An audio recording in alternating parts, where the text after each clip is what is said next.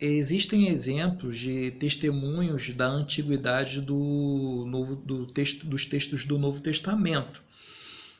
Esse aqui é apenas um adendo, um acréscimo para mostrar como nós sabemos que o Antigo Testamento é um texto antigo que remonta mesmo à época dos apóstolos. Em primeiro lugar, nós temos o testemunho interno.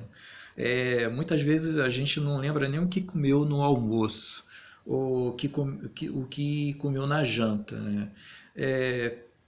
Quanto mais lembrar de coisas que ocorreram há 50 anos atrás, 100 anos atrás, e é muito fácil, né, esquecer. Existem culturas que, como por exemplo a dos beduínos, que se perguntarem a eles quais são os seus antepassados, você pode sentar que eles vão fazer uma longa exposição dos antepassados deles.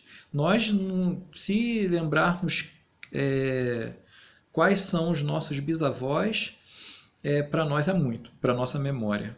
Então, o testemunho interno vai dizer a respeito de detalhes que só testemunha ocular poderia narrar.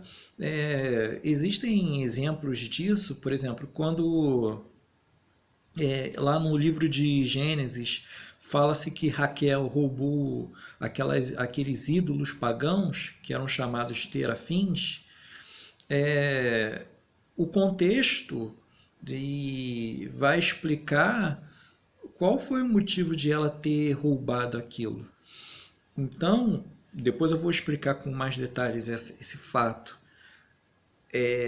Então, só para não interromper a nossa linha de raciocínio, dificilmente uma pessoa que escreveu um texto de forma muito posterior, né? Claro que Gênesis foi escrito por Moisés, e Moisés viveu muito, muito tempo depois da época de, de Raquel, né? Da época dos patriarcas. Mas o distanciamento não foi tão grande assim. Agora, muitas vezes alguns estudiosos críticos vão alegar que o texto foi escrito na Babilônia, né, esse texto de Gênesis.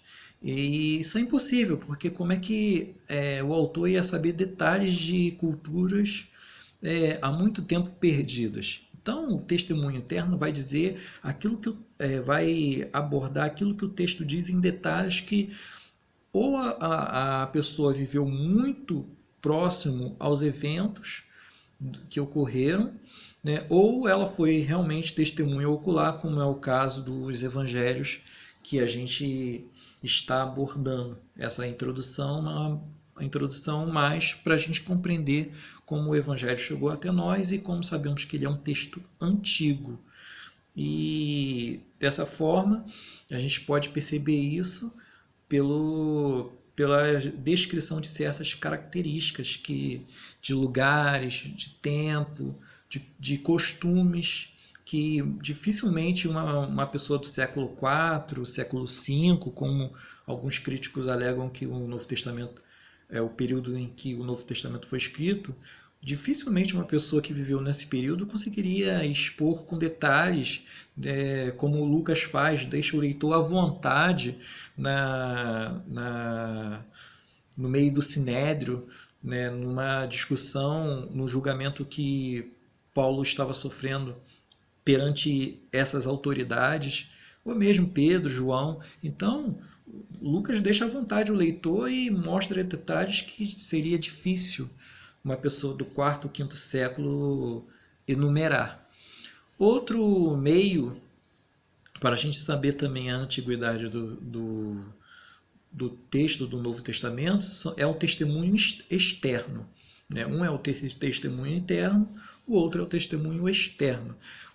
O testemunho externo diz respeito à segunda, terceira geração de pessoas que se converteram ao Evangelho e que testemunhou que tais fatos foram narrados por um ou outro apóstolo ou um discípulo mais chegado. É o caso, por exemplo, de Papias, que, sendo um converso de terceira geração de cristãos, né, ele conviveu com os apóstolos, ele chegou a conhecer os apóstolos. E ele testemunhou que Mateus, escrevendo em língua hebraica, expôs as palavras do Senhor em ordem. E cada um as interpretou como era escrito em hebraico, e cada um as interpretou como pôde. E ele também vai falar, Papias também vai falar a respeito do Evangelho de Marcos. Marcos foi instruído por Pedro, o apóstolo, e Pedro foi narrando, não de forma cronológica, as palavras e as obras que o Senhor promoveu no meio do seu povo. Então, o testemunho externo é muito importante, e eles vão testificar que Mateus escreveu o evangelho que leva o seu nome, igualmente como Marcos.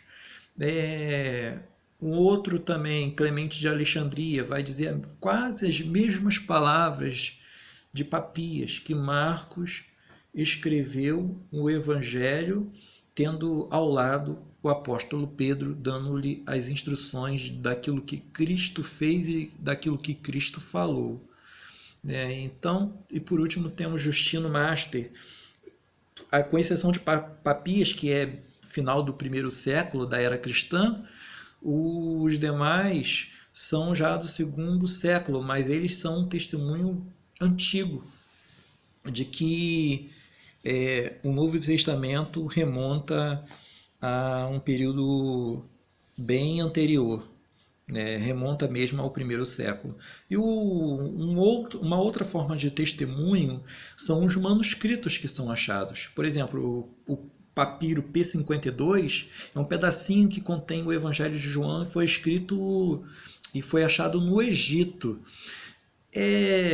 Reparem a data que provavelmente esse papiro foi copiado, 125 DC, segundo século. Ou seja, para ele parar no Egito, para ele ter sido copiado, chegado até lá, o conhecimento dos cristãos que haviam lá, isso demora certo tempo, porque a gente tem que lembrar que os textos, ou melhor, os livros eram copiados à mão. A imprensa só vai ser inventada muito tempo depois com Gutenberg, isso já no século XVI, vários séculos depois. Então todo livro era caro porque era copiado à mão, o papiro era um material raro, mais privilégio dos copistas mesmo, juntamente com a tinta, era um material não muito barato. Então, essa questão de o autor escrever, e uma cópia ser achada lá no Egito demora um certo tempo de circulação. Então você pode deduzir que o texto, por exemplo, de João, que é o trecho que mencionado pelo papiro 52, P52, como é vulgarmente conhecido, provavelmente remonta ao primeiro século da era cristã, período em que o apóstolo João estava vivo, porque foi o último dos apóstolos que veio a falecer de morte natural, os outros foram martirizados.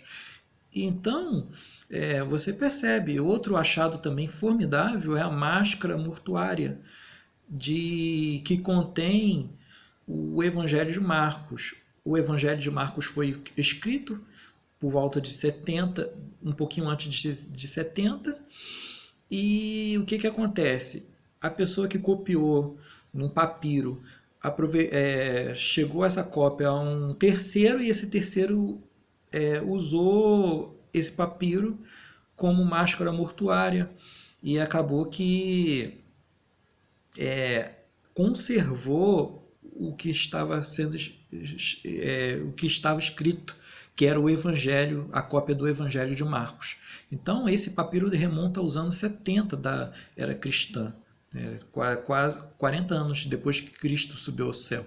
ressuscitou e subiu ao céu. Olha só, se esse manuscrito remonta aos anos 70, provavelmente Marcos escreveu o Evangelho muito antes disso.